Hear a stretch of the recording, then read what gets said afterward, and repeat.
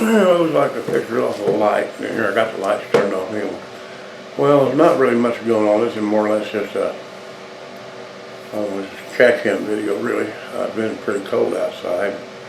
I don't do anything out in the shop when it's like this. That little heater I have out there, it's not good enough to maintain much of a comfortable situation. So now I hadn't forgot about my truckster. I'm still going to work on it, but right now it's too cold to do that. I think it was like 7 below one night here, and I know a lot of places got it worse than that. Funny thing, I doubt it. That's pretty graceful. You go around kicking things.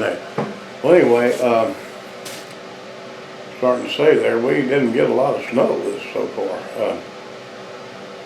I think maybe at most 3 inches all added up from every day for the last week or so. Whereas a lot of people got a bunch, you know.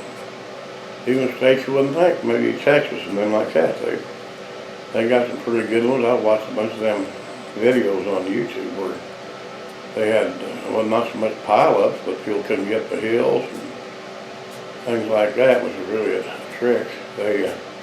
Well, these days they'll learn to get them a Subaru, and it's all under control.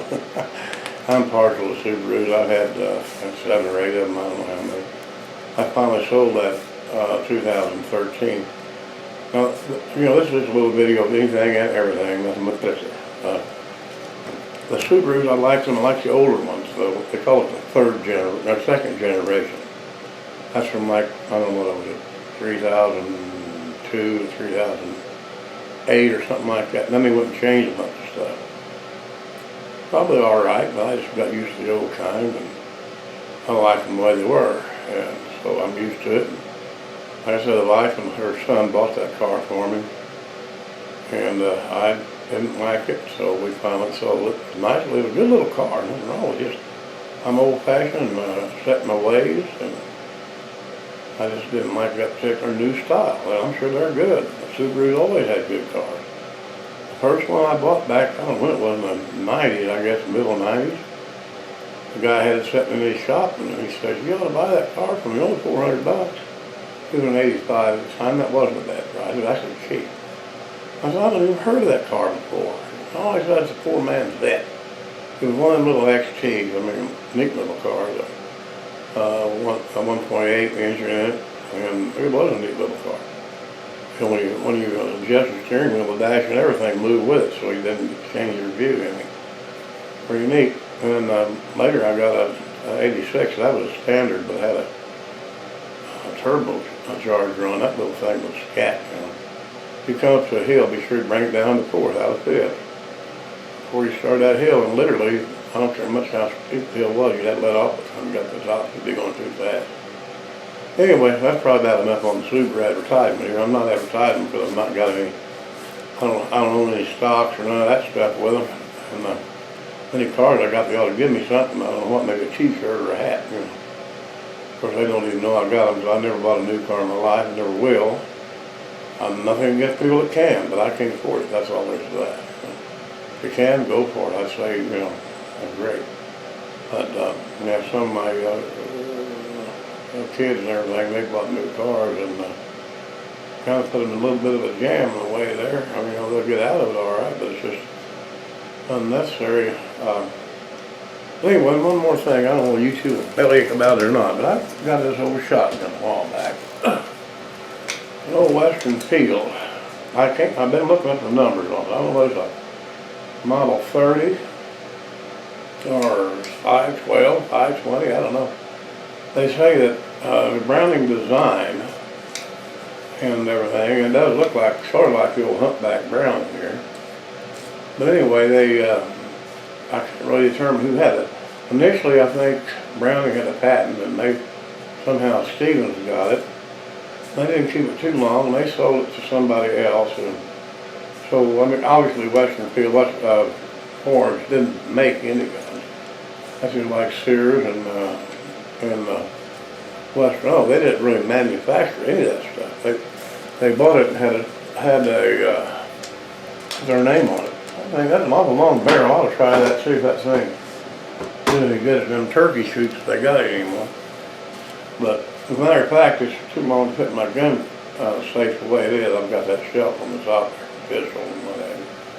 So I have to keep it out. I don't really like doing that. All of them make a difference. But the main reason for that gun safe is mostly in case of a fire.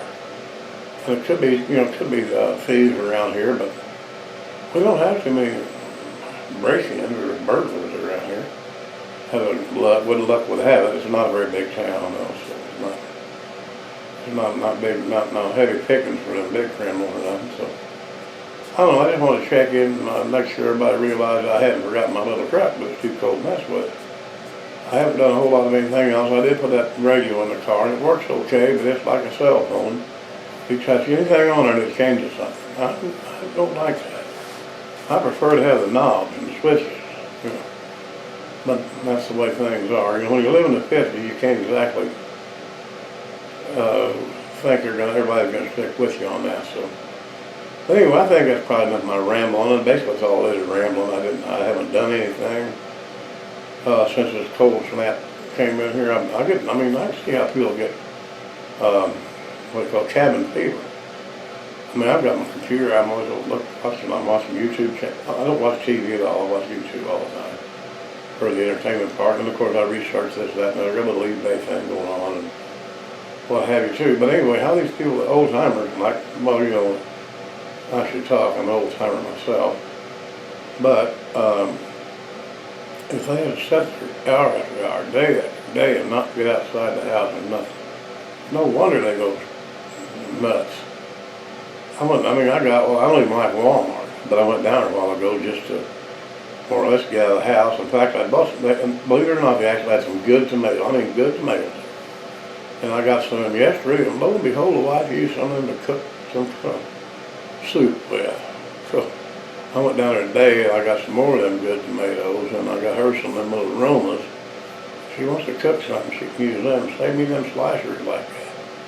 Another good note, and I hear it's happening more than one place. Walmart down in Owensville, Missouri, have put in a lot more of the regular checkers, and have gotten rid of a lot of them self-checkers. They keep some of them self-checkers. Usually, every time I went down there, I will not use them robots at all. And that's why I would. I'd wait in line maybe 10 minutes at least, because it'd be a line wanting to check out with a regular person, not the push buttons. But anyway, they've gotten more of them in there, and that one lady clerk, I said, I'm sure glad to see that. She said, yeah, I think they were losing money hand over fist. I said, well, I don't believe in stealing, but if anybody can rip off them damn robots, go for it. Because if them people can't have somebody take your money, why would you give it to them? And if they're going to give you 10% off maybe for using that machine, okay. Next thing you know, they want you to drive the truck in and unload it for them. But they ain't the only ones. Lowe's has got it, General Dollar's got it, some of them do. Enough of this before I start getting rowdy. And we don't want to get me rowdy. I'm ugly enough to live when I get rowdy and real ugly. All right, y'all take care. Just want to let you know I'm still kicking. Things of that nature. So see you later. Bye-bye.